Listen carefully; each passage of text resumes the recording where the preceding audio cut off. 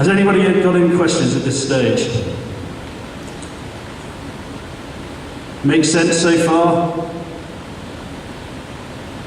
Okay, a lot of people on the fence, I think, but that's okay. Okay, this is it, as simple as this, right? This diagram sums it all up. We use an effects-based planning model, which we designed ourselves, but it is purely it's purely a mechanism to allow us to plan and execute efficiently. That is, do our public relations properly. You know, we as an agency have got a fiduciary duty to our clients to do this stuff properly, and you guys need to understand that this, that you know, in order to see the results that you want to see and move your business forward, you need to take planning seriously. And like I say, you know, this is a creative company. You know, I'll stress the creative element in a minute, but you know. You need to plan, you need to strategize, you need to make sure that you have considered the factors that will drive your decision making and that you implement properly. And this methodology is designed to help you to do that.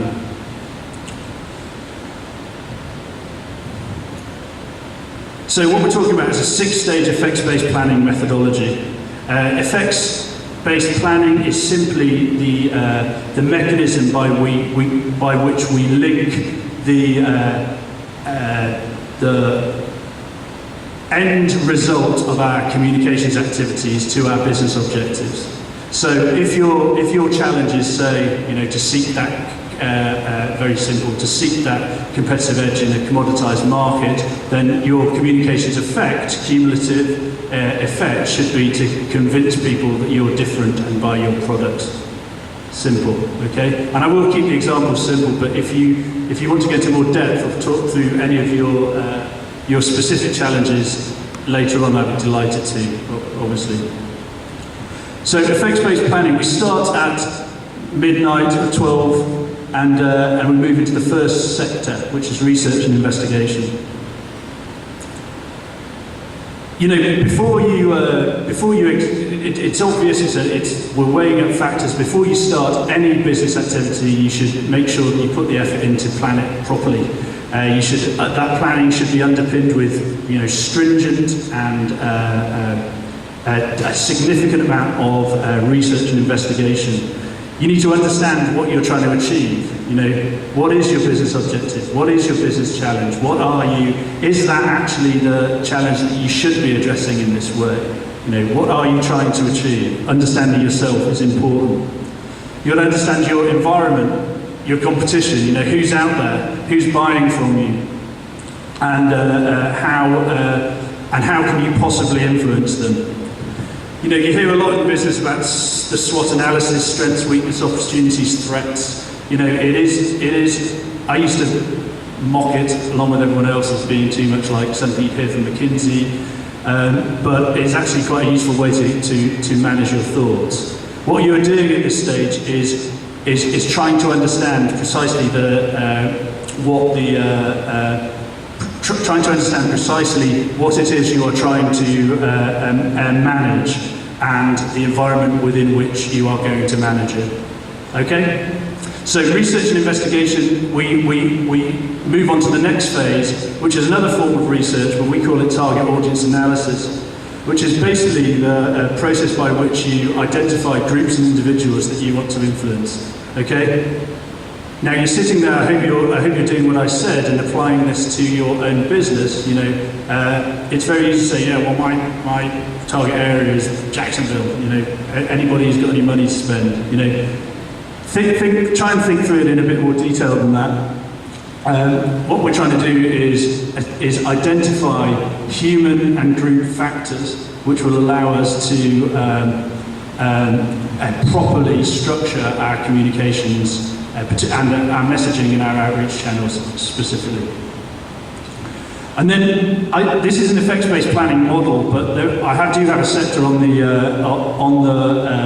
on the diagram, on the system, which is called effects-based planning. This is where you decide on your communications effect. You know, you understand your environment, you understand what you're trying to do, you understand your target audience. What effect do we have to have on those target audiences? And it might be different. You know, you might want to influence some, you might want to convince some, compel others, right? But you need to identify those effects, stick them down on paper, because the whole plan hinges on the effects that you're trying to achieve. Then we go into message development and testing. You know, words are what we use to influence people primarily. So it makes sense to spend some significant time working out what you're going to say to achieve your communications effect.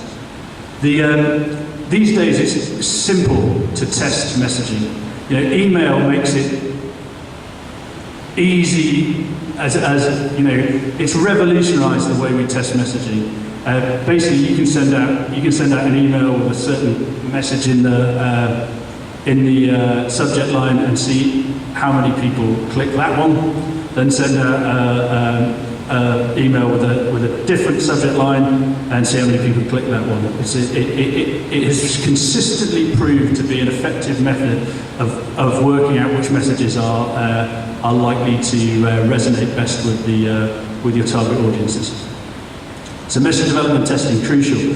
Then we go into multi-channel outreach. Okay, this is where the rubber hits the road, where we start actually doing, from the agency side,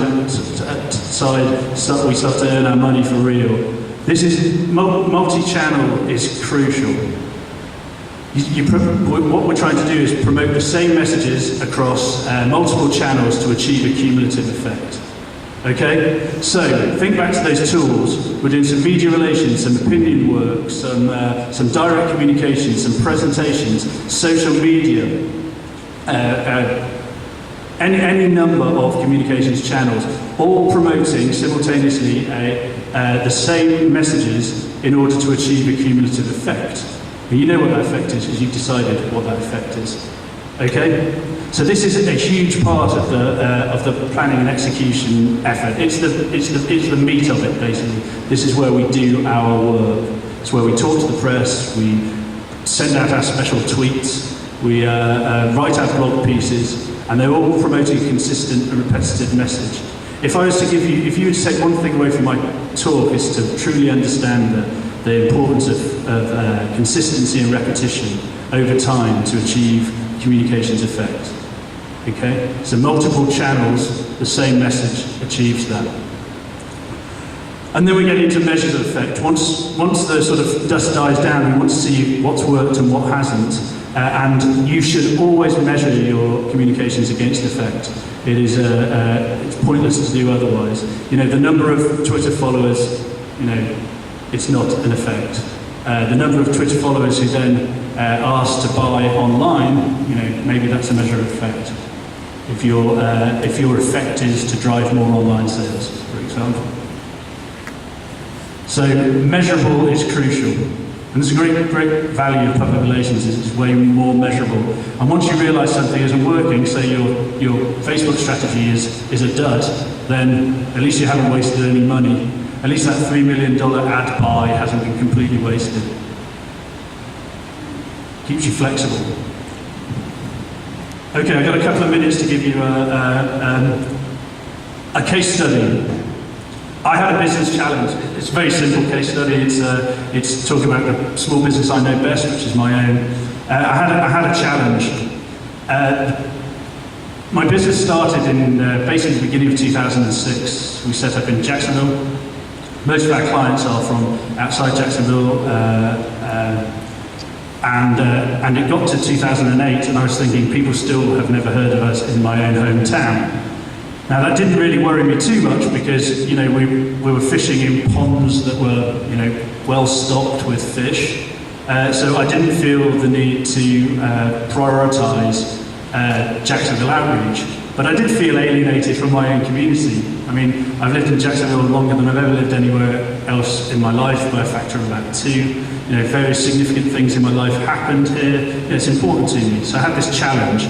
How does the company become part of the community. That was my business challenge. How do we resolve that? Well, being a public relations agency, it would have been odd to do it any other way. We hit upon this strategy. We entered some of you will already know this because it was a big media sensation.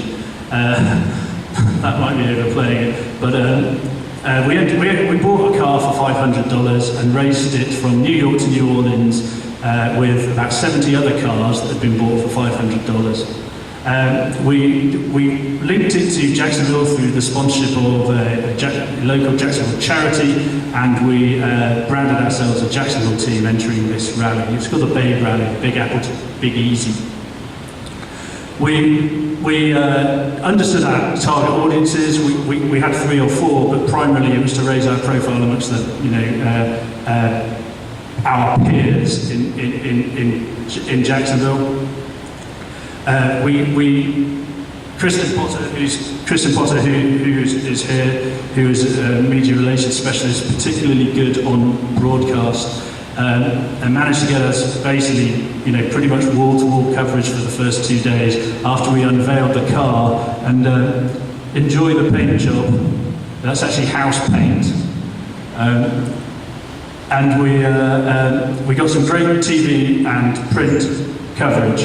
One of the things we did is we sent out a standard press release, but I read the press release and it was a bit serious. So as this was a fun effort, we added a huge creative element, and we sent it out to standard media and also to bloggers.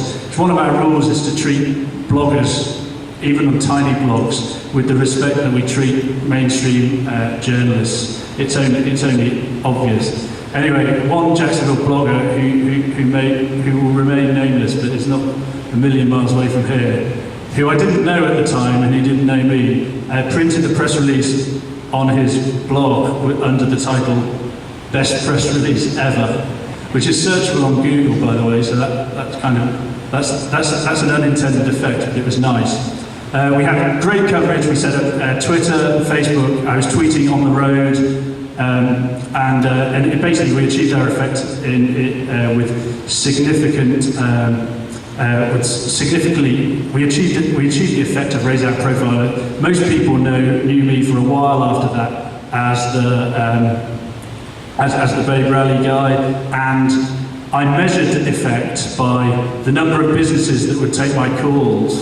It went from 1 in 10 to something like 8 in 10 after I introduced myself as I'm the guy who raced that $500 car to New Orleans.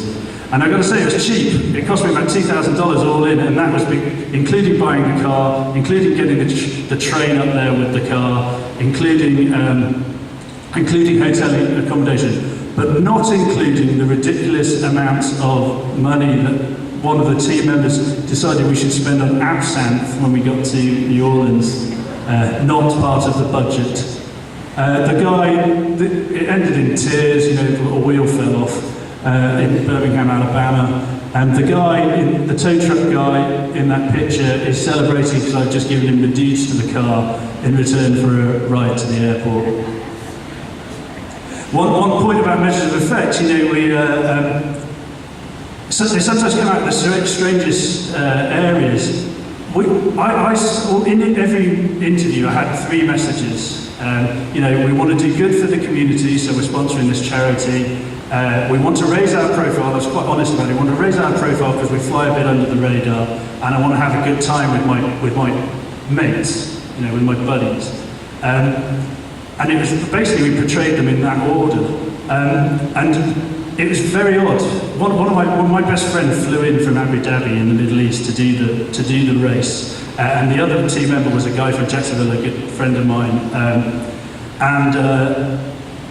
I always thought that the charity angle, because it was a well-known charity in Jacksonville, would be the Jacksonville angle. But very quickly it became the sort of buddy road trip type angle, which was awesome because I could talk about that all day. Come on. And so we were able to recalibrate our sort of messaging and our outreach on the basis of the sort of feedback we were getting. And the poor old charity got the best coverage it's ever had, frankly, but it didn't do that. Didn't do sort of got pushed to the side slightly.